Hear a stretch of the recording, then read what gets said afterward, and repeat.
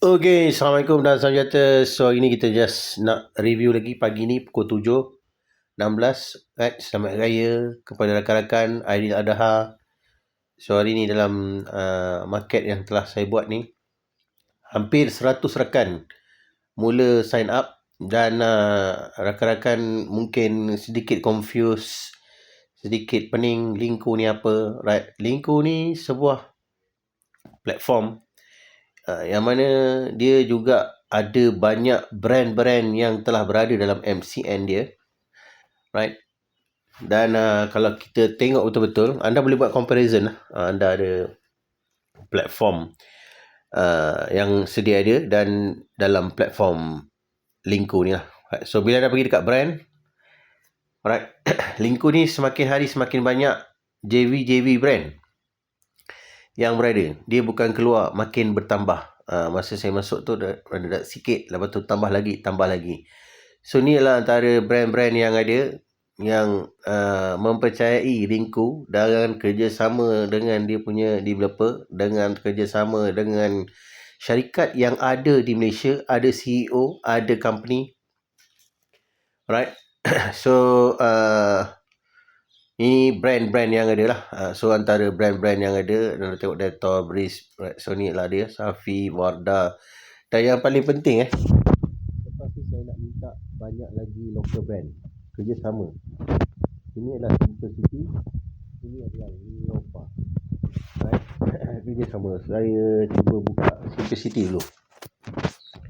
So ni adalah item Simplicity yang ada cashback, right?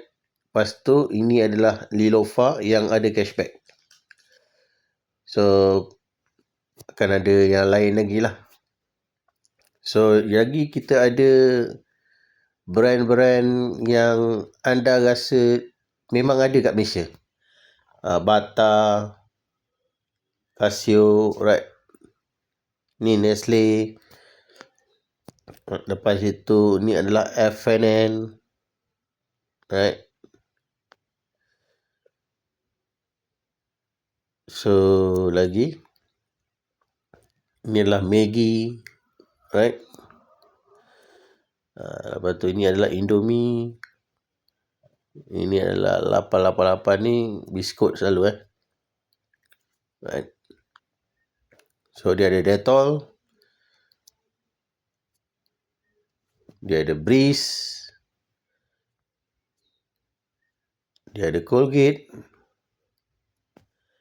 dia ada Panasonic. Anda boleh buat comparison.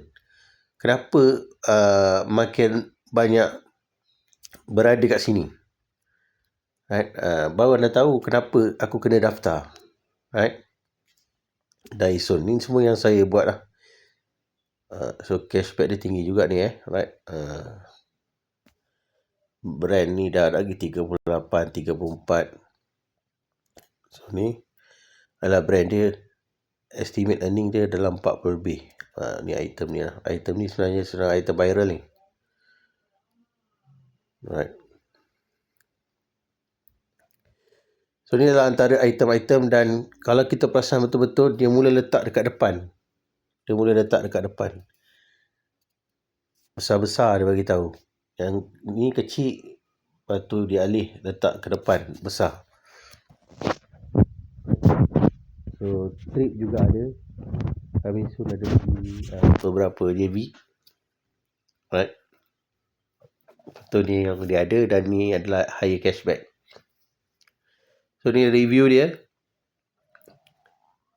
untuk permulaan.